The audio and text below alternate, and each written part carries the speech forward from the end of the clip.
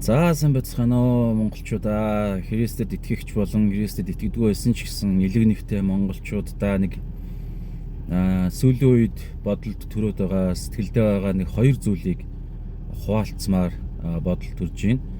Энэ төгжрийн дунд явж байна. Тэгээ тэрийг ашиглаад давхраас энэ засгийн газрын ордны хажуугаар талбай хажуугаар явж байна л да. Тэгээд бас гоё юм засцсан байна.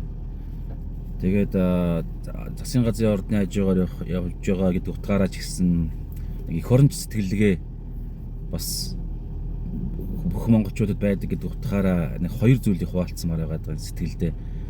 Тэр хүн болгон давтагдчихгүй учраас одоо инхтэй миний бие ч гэсэн надад дотор нэг юм байгаа шүү дээ. Тэгээд сонсож байгаа хүнд хамааралтай учраас хуваалцмаар байгаа. Хоёр зүйл. Нэгдүгээрт юу вэ гэхээр сүүлийн үед одоо олонний танил ер нь гэгдэх мэдээж субъектив ойлголт те бүгдээрээ мэдээж тэр хүмүүсүүдийг таньдаггүй гэдэг зүйл бол өөр асуудал. Гэтэ ерөнхийдөө бол масста олонний танил гэгдэх хүмүүс мөнх усыг үзүүлж байгаа тохиолдол хэд хэд гараад байгаа те. Тэгэхээр яг энэ үед бид нар бүгдээрээ ямар нэгэн байдлаар одоо энэ амьдралын мөнх усыг үзүүлж зуурдаар өвчнөөр янз янзын байдлаар ингээд нас орж байгаа тохиолдлыг харахаар бүгдээрээ сэтгэлээрээ одоо тэр уу гашууг нь хуваалцаж сэтгэлээрээ одоо шаналж гашуудаж байгаа шүү дээ. Тэр ч гэсэн надад байгаа. Гэхдээ ч яг үүний цаана нь надад нэг Христ итгэгч гэдэг хүнийхээ хувьд нэг бодол ингээд яг төрдөг байхгүй юу? Тэрийг би ерөнхийдөө бол гаргадаггүй. Яагаад гэвэл дамаа нийтэд гаргана гэдэг чинь өөрөө дамаа ийм уу гашуутай үед бол хэцүү байдаг. Нөгөө хүмүүстэй болвол тий. Гэхдээ Христ итгэгч гэдэг хүмүүсийн хувьд юу гэхээр Христ итгэл гэдэг бол энэ өөрөө шашин биш гэж ер нь үздэг. Бид нар өөрсдөө бол мэдээж бусад хүмүүс бол яг нийгмийнхаа нэг хэсэг гэдэг утгаараа бол шашин гэдэг юмд орж болно л доо. Тэр одоо категорт нь орж болно. Тэрэн дээр асуудалгүй. Гэхдээ яг агуулгын хувьд болохоор юу гэхээр шашин гэдэг энэ зүйлд ордоггүй байхгүй юу? Яагаад гэхээр Christianity, Christian life гэдэг Христ итгэлийн амьдрал гэж бид нар ярьдаг.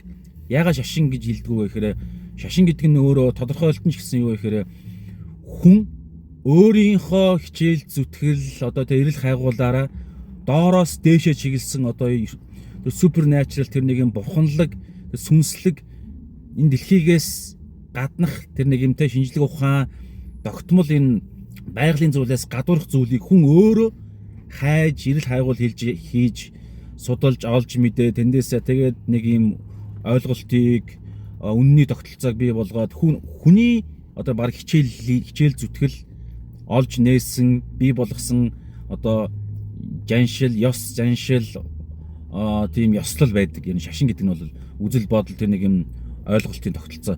Харин Христ итгэл нь юу гэхээр хүний дээшээ чиглэсэн биш.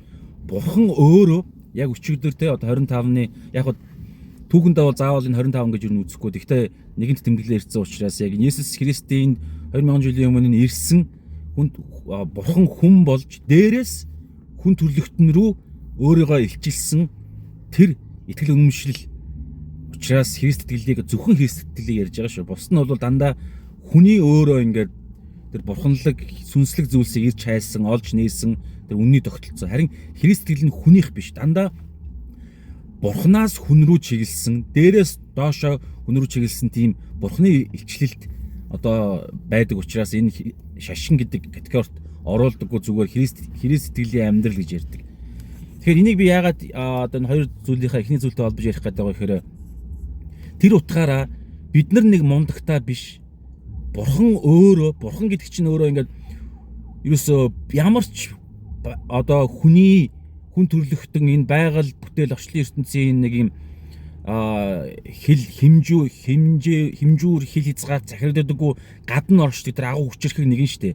Ямар ч хүчний одоо доор нь оршно гэж байхгүй. Өөрөө тэр хамгийн төгс ultimate тэр power хүч чадал эрх мэдэл учраас тэр бурхан юу гэхээр цаг хугацаа ирээдүй үхлийн дараах тэр утга тэр одоо шинжлэх ухаан бол юу evolution big bang гэж яриад байдаг те одоо үүсэл библиэр бол бурхан өөрөө бүтээсэн. Тэгэхээр үн мөнхийн өнгөрсөн ч бай, үн мөнхийн ирээдүйд ч бай тэр бүх зүйлийг мэддэг тэр бурхан үхэлтэй хамааралтай зүйлийг өөрөө биднэрт тэр агуу рекорд, олон рекорд эвдсэн тэр Библи гэдэг 2500 за 2 баг 1500 гаруй жилийн хугацаанд 40 гаруй хүмүүсүүд ингээд 66 номыг бичиж эвлүүлсэн. Энэ гайхалтай хоорондоо огт зөрчилдөггүй нэг юм төгс эвлэлдэн нэгддэг бүх зүйлийн талаар ингээд зарчмууд байдаг. Тэр гайхалтай үнэн болох тэр Библиэд олон рекордын Генесис рекордын одоо эзэн Библи гэдэг энэ өөрийнхөө үгэндээ үхлийн талаар маш тодорхой хэлсэн байгаа байхгүй юу. Тэгэхээр би энийг ярьж байгаа одоо энэ болж байгаа үйл явдалтай хамааралтай зүгээр нэг юм сэтгэлээ хуваалцах гэдэг нь юу вэ гэхээр одоо Осор Жамаа тэгэл сүүлд Намун гэдэг нэг хөрхөө охин байна. Тэгэл Очирбат гэдэг ерөнхийлөгч байна. Өөр одоо ямар хүмүүс илээд бас ингээд сүүлийн үед нас орсон тохиолдлууд болон ер нь ингээд байнга л гарч идэв шүү дээ. Монголд ч олон улсад ч ингээд таньдаг мэддэг. Одоо саяхан бас те Холливуудын алдартай хүмүүс бас нас орсон тохиолдлууд бас байгаа. Гэх мэтчлээ ингээд зөндөө олон юм тохиолдлууд. Тэгэхээр энэ болгоны үед ингээд нийт массын реакшн болохоор юу гэхээр бүгд тэр хүмүүсийг ингээд сайнаар нь дурсан санаад тэгээд тэр хүнд нэг юм ерөөлийн үгээ хэлж байгаа анзаардаг те одоо Оманы байдных юу лээ гэдэг ч юм уу эсвэл бол те ингээд бурхныхоо орондоо залрах болтугай гэртээ харилаа да гэд нэг иймэрхүү гоё үгнүүд тэр үнүүд нь их гоё үг мэдээж те одоо бурхныхоо оронд залрлаа эргээд гэртээ харилаа да те одоо гэх мэтчлэн удахгүй уулзнаа ч гэдэг юм одоо юу гэдэг чинь гэтэл хардаа нэг хатуу үнэн байгаад байгаа байхгүй тэр нь юу вэ гэхээр ийм гой мундаг хүмүүс мэдээж янз янзын чинь субъектив шүү дээ. Дандаа нөгөө нэг бүх хүмүүс чинь сайн таамуутай. Гэтэ хэлэх гээд байгаа санаа юу гэхээр та анзаарч явах юм бол ингээл хүмүүс ингээ яваад байгаа. Хүмүүс ингээл яваад байгаа. Хүн болгон мэдж байгаа. Жохон залуудаа нас барчихлаар яаж байгаа вэ гэхээр гашуудж байгаа. Тэгээд одоо юу гэдэг өвдөөд ингээд удаан эсвэл насныхаа бүр сайхан хөтлөөд ингээд зүгээр сайхан унтж байгаа нас орох юм бол баг гашууд айхтар гашуудахгүй тий одоо за сайхан амьдрсан юм да бас сайхан хүн байсан юм да гэд ингээд их одоо сөрөг байдлаар авахгүй. Гэтэл ардаа ямар ч үхлийн цаана юу байгаа вэ гэхээр түүний ярьсан шашин биш байхгүй бид нар утгаараа ихэндээ ярьсан шашны ойлголт биш амьдралын ойлголт байхгүй юу. Хүн болгон төрсөн үнэн үхэх нь үнэн. Библи дээрээ байгаа 1-р Тимот номон дээр энэ дэлхий дээр юу ч хүү ирээд юу ч хүү буцдаг гэж байгаа. Тийм учраас яг итгэл сүсэг тэгээд яг энэ дэлхий дээр амьдарж байгаа амьдралдаа сэтгэл хангалуун тэрнээс биш шунал монл элдв янзын юм ингээд амар төссөн бүрийн зовлонгийн үүд хаалгыг нээдэг гэдэг энэ санаа байна. 1-р Тимот 6 дугаар бүлэг дээр Библийн шинэ гэрээний. Тэгэхээр энэ амьдрал واخгүй шашны ойлголт биш. Тийм учраас маш бодиттой тэр үнэнг мэдээд энэ үнэнгээр яваад сайхан үр шимийн хүртээ явж байгаа би инх тайван гэдэг хүний хувьд итгэгч нар бид нарын хүмүүсийн нэг төлөөл болсон би ярьж штэ тий. Тэгэхээр одоо энэ ордны хажуугаар явж байхаараа эх оронч гэдэг үзэл хэл сэтгэгч нарт бүр маш их байгаа. Тэр утгаараа юу гэхээр нэгэн л Монгол ахын дүүс Монголоо гэж байгаа мөртлөө бүр хамгийн чухал бүр асар чухал энэ асуудлыг бид нар ингээд дотроо мэдээд тэгсэн мөртлөө илэрхийлэхгүй байвал бид нар эх оронч биш штэ. Нэг юм амар одоо шашиндаа оруулах гэдэг юм ерөөсөө байхгүй. Бид нар одоо бид нар ч гэждээ бид бүгднтэй маань хамааралтай маш чухал итгэл үнэмшил байхгүй юу? Нэг юм өөр харийн шашин машин биш. Энд чинь угаасаа нөгөө нэг бүх дэлхийн хамааралтай энэ зүйл байгаад байгаа. Тэр утгаараа энэ амьдралд маш бодиттой энэ сэдв дээр нэг юм хуваалцмаар байгаа нь юу гэхээр за ингээд харамсалтай одоо гэхдээ миний бодлоор одоо юу гэдэг Осор Жамаач гэдэг юм уу хүмүүсүүд ямар нэгэн байдлаар одоо бидний итгэдэг энэ сайн мэдээ гэж ярьдаг л да одоо евангелион гэж ярьдаг энэ сайн мэдээ. Энэ зүйлийг бол би бол сонсч ирсэн гэж бодож байна. Ер нь ямар ч монгол хүмүүс Багдад Сулаймолонд яваад сайн мэдээ гэдэг ойлголт тий одоо гим нүглийн шийтгэл үр дагавар нь зайлшгүй үхэл байдаг нөгөө үхлийн дараах мөнхийн үхэл ярьж байгаа байхгүй. Тэр мөнхийн үхлийнх нь илэрлэл нь байдаг гэдэг нь болохоор энэ дэлхийн үхэл гарцаагүй бий болдгоор ингэж батлагдаж ингэж тэмдэг нь болж идэг. Хүн болгон үхэж байгааг хараад хатуу энэ үнэнг хараад цаана нь жинхэнэ үхэл байгаа шүү гэдгийг тэмдэг гэж ер нь Библи хэлдэг байхгүй юу. Хоёр дахь үхлийн тэмдэг нь эхний үхэл гэдэг энэ санаа. Тэгэхээр ийм бодиттой зүйл ингээд сайн мэдээ энэ зүйлийг Осор Жамаач гэдэг юм янз янзын хүмүүсүүд миний бодлоо сонсч ирсэн гэдэг нэг баримжаа байгаад байгаа юм. Гэхдээ тэдгээр хүмүүсүүд маань одоо нэгэнт явцсан учраас мэдээж одоо ингээд үлдсэн хүмүүсүүд нь одоо сэтгэл санаа нь гайгүй байгаасаа гэж мэдээж бодно. Гэхдээ зүгээр ингээд бодоод нэг ном уншаад залбираад өнгөрмөөргөө байгаа байхгүй. Миний хувьд жишээ нь юу вэ гэхээр амьд байгаа хэдэн дахиад яг хэлсэн шүү дээ. Хүн болгон мэдж байгаа. Төрсөн үнэн өөх нь үнэн. Тэгэхээр хизээ өөхөө мэдэхгүй. Сая намуун гэдэг нэг хөрх охин бас зуурдаар явчлаа гэдэг ярьж байгаа. Тэгэхээр одоо өвчнөөрч бай юу гэдэг зуурдаар юу ямар ч зуурдаар байсан тэр хүн өөрөө хизээ өөхөө мэдэхгүй шүү дээ. Тэгэхээр та бид хинч мэдэхгүй шүү дээ. Тэгэхээр танд яг хамааралтай би одоо нэг юм эх оронч адилхан монгол хүн гэдэг утгаараа таны төлөө би нэг юм хэлмээр байгаа нь юу гэхээр зүг зүгээр жигээл тэгэл үхэлтэй нүрт тулчихна. Тэгэд ард нь үлдсэн хэд нь ингээд гашуудаал өнгөрнө. Тэгэл мартагдана. Тэгээ та үхлийн дараа юутэй нүрт тулах вэ гэхээр нөгөө бурхны дээрээс доошоогоо илчилсэн бүгдийг мэддэг бурхан нь өөрөө юу гэж хэлж байгаа гэхээр нөгөө гим нүглийн үр дагавар мөнхийн үхэлтэйгээ нүрт тулаа. Тэгээ мөнхийн шийтгэл яригдана, шүүлт яригдана шүү. Тэгэд бурхан танд хайртай охиноо хүүгээ маш их хайртай учраас одоо мань митэн ингээд нүрээ улаалгаж яваад ингээд санаа янз янзын комент орж ирэхээс тэгээд ингээд амар тайван алдагдах вэ гэдгээс ч гэсэн үл айгаад ингээд эх оронч сэтгэлгээгээрээ таны төлөө ингээд хэлмээр байгаа байхгүй юу. Амьд байгаа дээрээ гим нүглийн асуудал энэ орчлын ертөнцийн бүтээсэн бүтээгчтэйгээ зүрхийг чинь зохилуулж өглөө болгон нар мандуулж байгаа тэр энэ агаар амьсгалах агаар байгаль орчлын ертөнцийг ингээд тогтоон барьж байгаа бүтээгч бурхантайгаа эргэж эвлэлдэн нэгдэж гимшиж тэг бүтээгч бурхан тэр тэнгэрлэг хувь тавилан мөнхийн хувь тавилантайгаа та хурдан үхлээсээ амжиж нүүр тулахгүй бол яг араас нь бид нар ингээд орох гээд байгаа байхгүй угаасаа байжснаа тэгэл нэг хүн дахиад нэг хүн үхлээгэл гараад ирнэ. Тэгэл нэг араас нэг юм сайхан юм араас нь мань мэгзэм уншаал ингээл залбираал өрөөгөөл гашуудаал өнгөрнө. Гэтэл нөгөө хүн нь өөрөө юу гэхээр хатан үнэтэй нүур тулна. Тэр хүн нь та утгагүй болох байхгүй да. Би ч гэсэн утгагүй болно. Бид бүгдээрээ тэр утгаараа мань митэн ингээд гол зүйлээ харцсан учраас мөнхийн хувь тавилантайгаа хамааралтай зүйлээ хийгээл явж байгаа. За энэ богинохон урт баймааргүй учраас эхнийхэн санаа энэ байгаа. Тэгээд энтэй хамааралтай ямар нэгэн байдлаар та ингээд энэ гим нүглийн талаар яаж гим нүглийн шийтгэл энэ тэг мөнхийн хувь тавилан одоо энэ аврал гэж ярьдаг одоо мөнхийн бурхны хувь тавилантайгаа мөнх ам гэдэг зүйл чинь дуу хууран дээр байдаг зүйл биш байхгүй юу? Маш бодтой. Номлогчийн үгсээр юу гэдэг вэ гэхээр бурхан хүний зүрхэнд өн мөнхийг бүтээсэн гэж байгаа. Тэгэхээр таны зүрхэнд энэ дэлхийн юугаарч ханашгүй ханаж чадахгүй тэг хоосон орон зай байгаа. Хичнээн баяжаад хичнээн сайхан амьдралаа гэж бодоод араас нь хөдөлсөн ч гэсэн таны сэтгэл чинь дүүрэхгүй. Юугаар дүүрэх вэ гэхээр бүтээгч бурхантайгаа мөнхийн ам таны дотор бий болох үед сүнс чинь ам орох үед л сүнслэг зүйлд нүд чинь нэгдэх үед л та тэр мөнхийн хувь тавилан одоо сэтгэл хангалуун байдал чинь бий болно гэсэн. Тэгээ энэ зүйлээ шийдэхгүй бол түрүүний ярьсан тэр хатан үнэн хүлээгээд байгаа. За хоёрдугаарх нь юу вэ гэхээр арай нэг өөр жоо улс төр маягтай. Сая би засгийн газрын ордны хажуугаар явсан гэдэг утгаараа төрсөн. Одоо ямар нэгэн байдлаар улс төрийн хин нэгэн хүн үзээсэй гэж би хүсэж байгаа.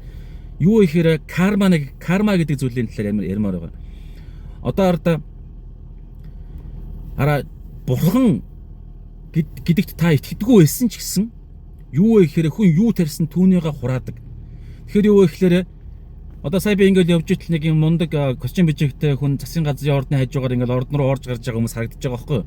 Тэгэл би нөгөө нэг Монголын хувь тавилан шийдэж байгаа хүмүүсүүдийнх нь нэг л гэж би зүгээр дүгнж байгаа харж байна. Тэнгүүд юу гэхээр яг л бид нартай адилхан нэг энгийн нэг хүн. Биднээс ч дор би бол шууд хэлж чадна. Зарим хүмүүс нь шүү дээ. Гэтэ ер нь бол ёс суртахууны хувьд бол биднээс би бол дор гэж хэлмээр байна. Чадвар мадвар янз янзын бол биднээс илүү юм зөндөө байгаа шүү дээ. Мэдлэг зэдлэгээр. Гэтэ ёс суртахуун гэдэг зүйл юу вэ гэхээр удирдахч гэдэг хүнд ёс суртахуун бүр хамгийн чухал. Тэр утгаараа улс төрд Монголыг ард түмнийг төлөөлөөд одоо ямар нэгэн албах хийж байгаа хүн та үүрэг хариуцлага умартаад хувиа бодоод улс орныхоо төлөө гэдэг энэ ажлыг чинь онцлохын тодорхойлолтод тэр шүү дээ. Ард түмнийхээ төлөө гэдэг энэ одоо эмч хүн одоо эмчлэн гэдэг шиг тий одоо цагдаа хүн шударга хэсэг сахиулна гэдэг шиг таны хувьд бол ажлын чинь зорилго нь юу вэ гэхээр ард түмнийхээ төлөө гэдэг. Тэгснээ хувийнхаа төлөө та явж худлаа ярьж араар нь авилга авч элдв янз юм хийж байгаа бол хатуу үнэн байгаа. Тэр нь юу вэ гэхээр карма гэж дэлхийн ертөнцийн ярьдаг. Библийн дагуу юу гэхээр юу тарьсан түүнийгээ хураана. Шударга ёс бурхан өөрөө энэ шударга ёсыг тогтоодог байхгүй юу? Бурхан өөрөө энэ шударга ёсыг тогтооно. Тэр нь юу гэхээр та бурханд итгэдэг байна уу, итгэхгүй байна уу ямар ч хамаа байхгүй. Юу гэхээр таны амьдралд чинь юу гэхээр хүнд хэцүү зүйлсүүд болно. Өвчин, дампуурал, ар гэрээч хүмүүсийн амьдралд жилдийн янз муухай юм болно. Хараал биш зөө. Энэ угаасаа хатуу үнэн багхгүй юу? Та дамаа өдөрдөгч хүн одоо Библиэлд юу гэдэг вэ гэхээр юу дээд эрх мэдэл захирал гэж бид нарт хэлдэг. Гэхдээ ямар ч эрх мэдэл бурхны одоо тэр нэг ерөнхий одоо ёс суртахуун, ерөнхий хүн болгоны байдал тэр moral гэж ярьж байгаа тэр зүйлийг сахин биелүүлэхийн тулд бүх эрх мэдэл ингээ оршиж идэг. Ямар ч гэсэн энэ дээрээс ил харагдах байдал нь. Гэтэл тэрийг хэрэгжүүлж чадахгүй нэг хаадын зүрхийг атгадаг бурхан өөрөө унгаадаг. Тэр нь наана амьдрал дээр зүгээр нэг та явж ирсэн гинт нэг юм дампуурдаг ч юм уу, гинт нэг таны хэрэг чинь илэрдэг ч юм уу, гинт эсвэл бол нэг өвчин тусдаг ч юм уу, гинт нэг осол ордог ч юм уу, осолд аборт ордог ч юм уу, гинт хулгаад ордог ч юм уу, гинт таныг явж ирсэн нэг эх оронч нэг одоо экстремист хүн тань руу дайраа таныг алчдаг ч юм уу, юу ч болд ямар нэгэн байдлаар заавал та шудраг ёстой нүүр тулна. Хэрвээ та ард түмний төлөө явах энэ дуудал энэ ажлыг хийж байгаа мөртлөө өөрийнхөө төлөө яваад ард түмний төлөө явахгүй байх юм бол заавал та хуульд баригдахгүй ч гэсэн хувь тавилан таныг заавал шийтгэнэ. Тийм учраас оройтойгоо дээрээ та хэрэг үдж байгаа хин нэгэн байх юм бол та айгаарай. Энэ бол маш чухал айдас шүү. Энэ айдас тань заавал байх хэрэгтэй. Та ч гэсэн бас монгол хүн шүү дээ. Та ч гэсэн анхандаа улс төр рүү орохдоо бас нэг ард иргэдэ гэсэн сэтгэл танд байсан нь үнэн. Гэтэ яагаад өөрчлөгдсөнөө та ойлгохгүй байгаа. Тэр чинь юу вэ гэхээр Библийн зүгээс сүнслэг зүгээр юу гэхээр Эфес 6 дээр байдаг нь юу гэхээр цаана нь харанхуй хүчиж байгаа байхгүй. Тэр хүч харанхуй хүч Библиэр ярих юм бол чөтгөрийн хүч харанхуй хүч юу гэхээр энэ дэлхийн ертөнцийг шунлаар хуваа хичээсэн байдлаар эсрэг хүйстний байдлаар энэ 3 үсэг байгаа. Эд хөрөнгө, эсрэг хүйстэн эрх мэдэл гэдэг энэ 3 зүйлтэй хамааралтай тэр олон зүйлээр таны тархий чинь ингэж булингуртуулсаар байгаа та анхныхаа хүнээ алдчихсан байгаа. Тэр анхны Монгол орно гэсэн сэтгэл чинь одоо байхгүй болцсон. Тийм учраас тэгтээ танд боломж байгаа нь юу гэхээр хурдан имиж удахгүй та осолд орхоосаа айж, удахгүй та өвчин тусгаасаа айж, удахгүй та хин нэг нь алуулгаасаа айгаад, удахгүй та нуусан хэрэг чинь илэрхээсээ айгаад эртхэн шиг та зөв зам руугаа ор. Өөрийнхөө төлөө, үр хүүхдийнхээ төлөө. Тэрнээс ард түмнийхээ төлөө гэж та одоо бодгоос өнгөрсөн та ч одоо бүр аймаар юм болцсон байгаа. Тэр утгаараа та айцсаа хуваа бодсон тэр айцаасаа хүртэл ядаж болоод эргээд та зөв явж эхэл. Тэгэхгүй бол маш бодиттой та аимшигтай юм болно. Одоо сая очроод ерөнхийлөгчтэй одоо нас орсон гэдэг юм пост харсан үнэн л байх гэж бодож байна. Би энэ айхтар фейсээр яваад байдаг цаг завгүй учраас өөрөө нөлөөллийнхаа үйлчлээ хийгээл өөрөө яг найхтан дэс юм аваад байдаг болохоор. Гэтэ та бодоорой ямар ч хүн улс төрд байгаа ямар ч хүнд нэг юм сүрэг юм байгаа. Тэр зүйл чинь эргээд ингээд гэтээ улс төрд ч бай улс төрд биш ч бай хүн болгон өхөн штэ. Тэрнтэй хамааралтай эхнийх нь ярьсан. Хоёр дахь нь улс төрд байгаа ард түмнийхээ төлөө гэдэг ажлын тодорхойлолтой хүмүүс ард түмнийхээ төлөө явахгүй бол бүр бодтой зуурдаар найдвартай шийтгэддэг шүү гэдгийг танд хэлмээр байгаа. Улс төрийн нэгэнд. За энэ хоёр зүйлийг хуваалцмаа санагдсан. За тэгээд сөрөг юм шиг боловч хатуу үнэн гашуун үг ер нь бол им болдог штэ. Тэр утгаараа баярын үеэр нэг юм сөрөг юм ярьлаа гэж та битгий бодоорой. Энэ угаасаа манисын амьдрал хатуу үнэн юм бодтой учраас энэ зүйл ингээд түрүүн би засгийн газрын ордны хажуугаар явсан их орон сэтгэлгээ өдлөөд төвчрэл дунд байсан учраас ингээд энэ хоёр зүйлийг хуваалцаж байгаамаа. За монголчууд та бүгддээ хайртай шүү. Та бүгдийг маань орчлон ертөнцийн бүтээгч бурхан удирдах таныг одоо шинэ 2026 онд өрөөх болтугай. Одоо өөртөө гоё мөнхийн хувь тавилантай таныг авах болтугай. Тэр нь болохоор энэ дэлхий дээр та гайхалтай амьдрал чинь их боломжтой байхгүй юу? Тэр мөнхийн гоё гайхалтай амар тайван баяр хүрээ амьдрал тэгж өрөөж байна. За баяртай.